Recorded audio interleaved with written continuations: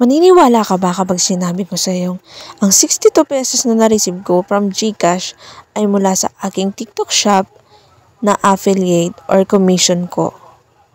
So first thing first, dapat affiliate ka ng TikTok or you are a creator seller bago ka magkakaroon ng affiliate. So first, pumunta ka sa commission wherein yung TikTok shop mo, then pindutin mo yung withdraw. So, lalabas yan kapag may bumili sa iyo or sa product na in-affiliate or pinopromote mo. So, maglagay ka ng add payment kung saan mo gustong kunin yung payout mo, GCash at bank transfer yung available. So, lalagay ko lang yung aking GCash number dito. So, after nyan, i-verify pa na kung ikaw ba talaga yung mag-withdraw or mag-pay out.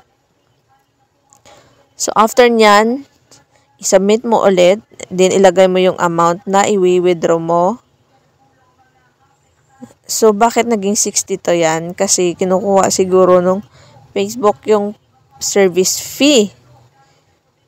Facebook? TikTok pala to. Sorry guys.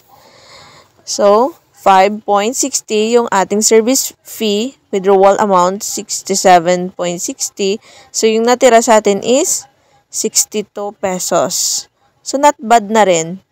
Wala naman tayong ginagawa. So that's all for today's video. Thank you for watching.